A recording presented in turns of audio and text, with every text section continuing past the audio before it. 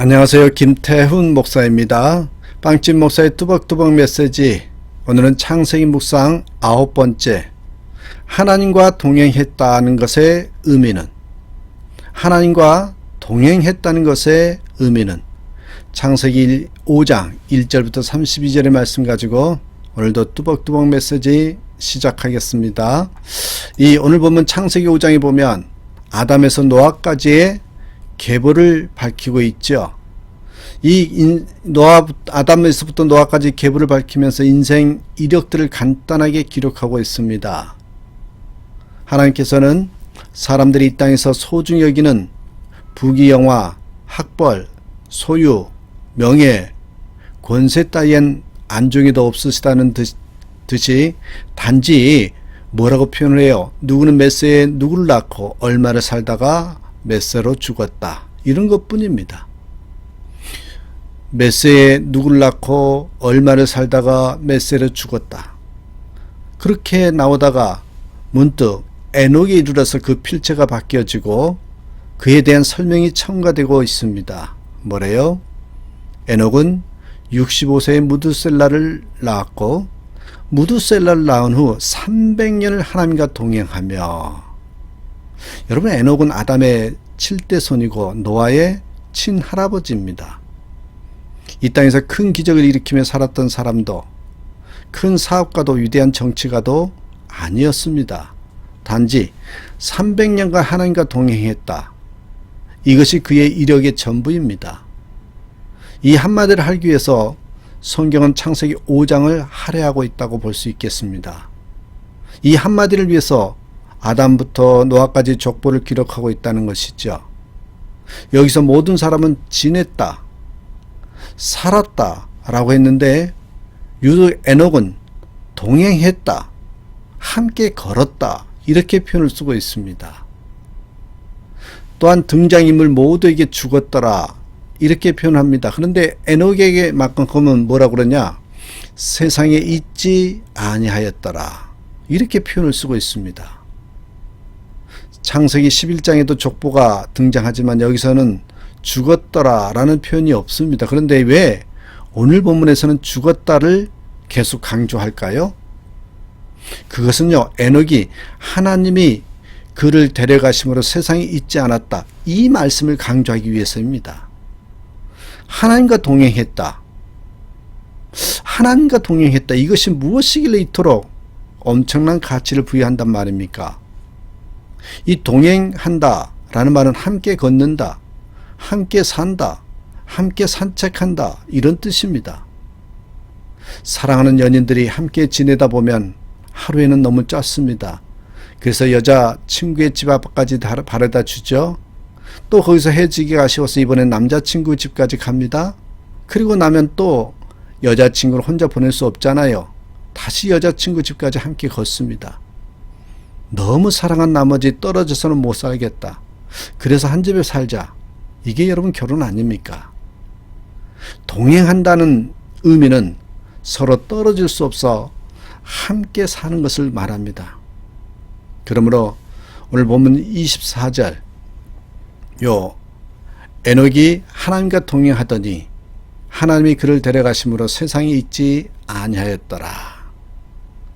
이 세상에서 죽음을 맛보지 않고 하늘로 승천한 사람이 예수님 외에 꼭 둘이 나오죠. 한 사람은 선지자 엘리야요, 또 한 사람은 바로 오늘 본문의 에녹입니다. 본문에 하나님과 동행을 주석하면서 히브리서 기자는 이렇게 기록합니다. 히브리서 11장 5절에 믿음으로 에녹은 죽음을 보지 않고 옮겨졌으니 하나님의 그를 옮기심으로 다시 보이지 아니하였느니라.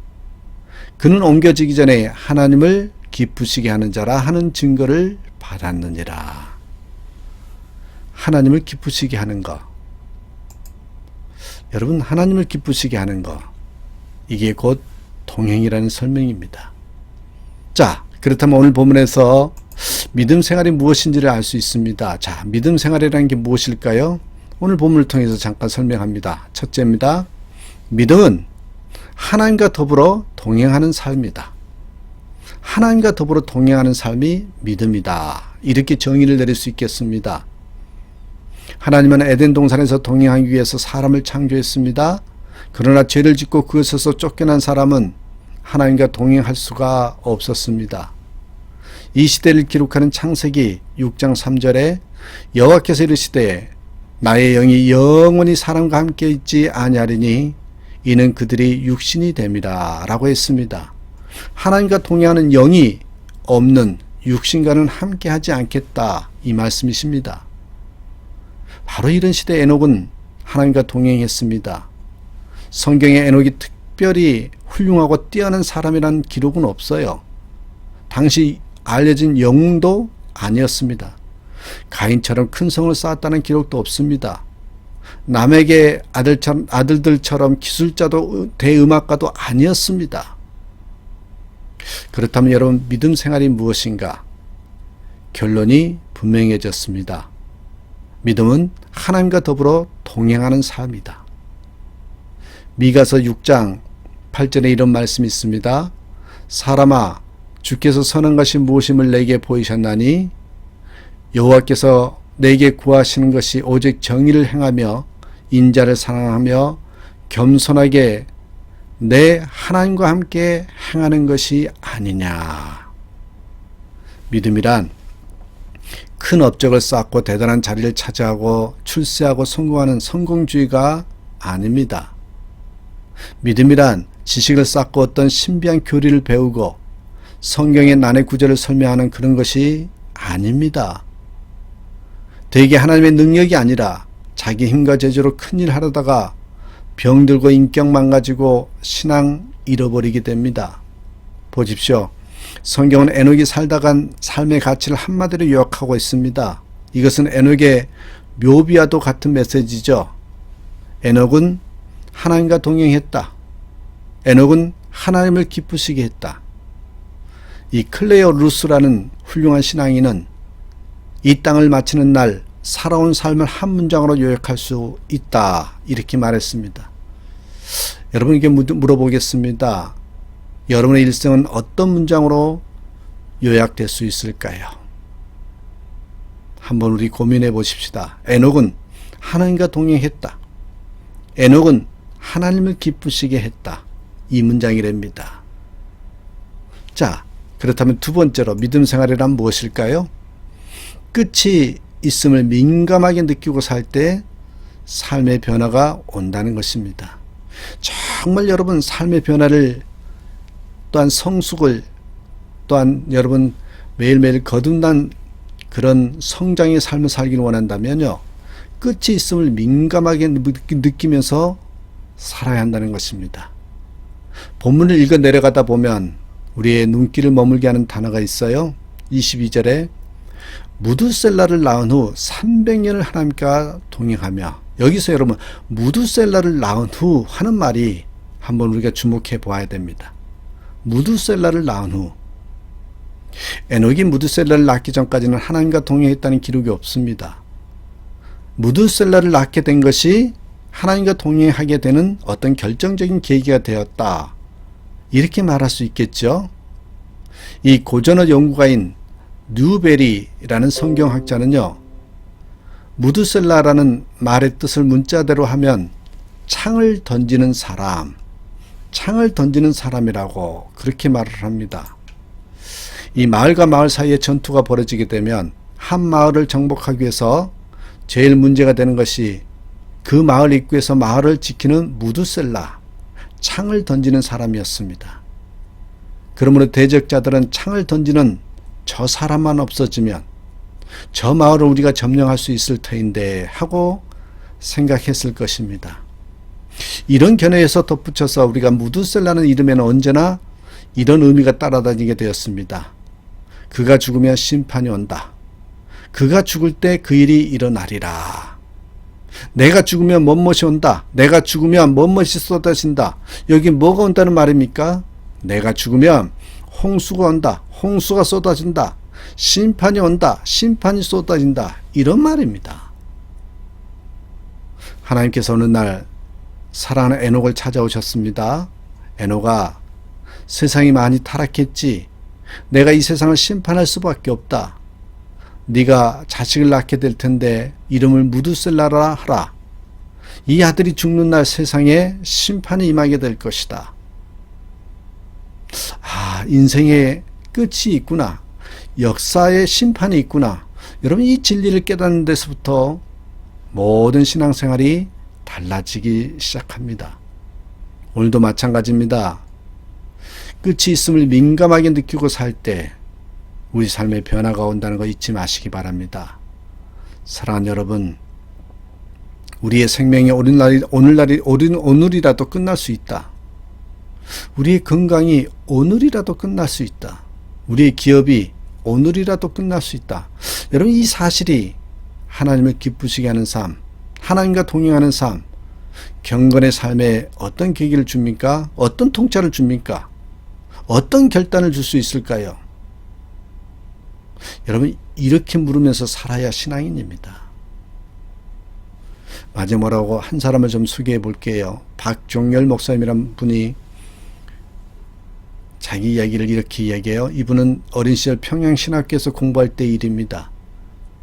겨울방을 맞이해서 충청북도 고향에 머무는 동안에 20리나 떨어져 있는 용종교회에 가서 설교 봉사를 하게 되었습니다. 몹시도 추운 겨울이었습니다. 주일밤 설교를 하고 밤늦게 집으로 돌아오던 길이었습니다. 다음날 아침 평양으로 떠나야 하기 때문에 밥이 늦었지만 용종에서 내곡이란 곳으로 급히 돌아가던 길이었습니다. 그런데 갑자기 멀리서 누군가가 자기 이름을 부르는 것이었습니다.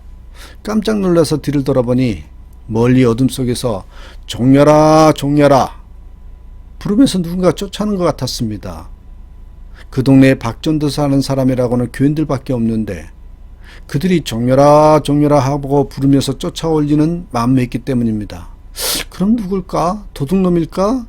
도둑놈이 박전도사 이름을 알 리가 없었습니다. 그럼 누굴까? 귀신일까? 박전도사는 너무 무서워서 속도를 내서 더욱 빨리 걷기 시작했습니다. 그랬더니 뒤에서 따라오는 그가 사람인지 귀신인지 더 빨리 따라오면서요, 더욱더 큰 소리로 종려라 종려라 자기 이름을 부르는 것이었습니다. 10리 이상을 계속 뛰어서 집에 도착했을 때는 겨울이었는데도 내복이 물에서 건져낸 것처럼 흠뻑 젖어 있었습니다. 다음날 아침 사건의 진상이 밝혀졌습니다. 그 동네 사는 친척 아저씨가 마침 용정에 있는 처가에 다니러 갔다가 박전도사가 설교를 마치고 밤늦게 혼자 집으로 떠났다는 말을 전해 듣고는요, 걱정이 되어서 동행해 주려고 쫓아왔었다는 것이었습니다. 그 다음날 아침 그 친척 아저씨가 박전도사를 찾아와서는 이렇게 말했다는 것입니다.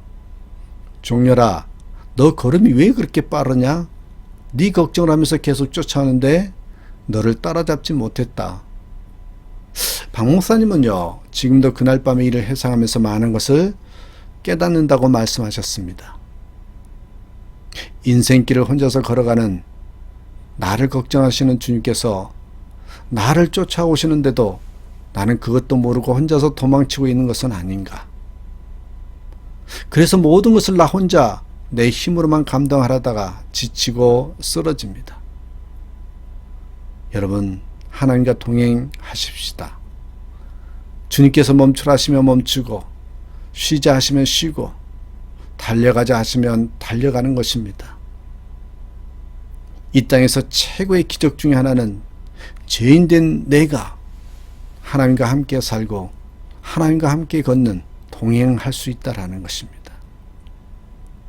하나님과 동행하는 그 축복이 최고의 축복이라는 걸 잊지 마시고 늘 하나님과 동행하는 그런 삶을 사는 저와 여러분이 되시길 간절히 축복합니다.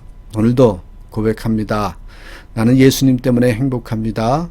나는 예수 안에 있어서 평화롭습니다. 이렇게 고백하는 그런 하루가 되시길 간절히 축복합니다. 감사합니다.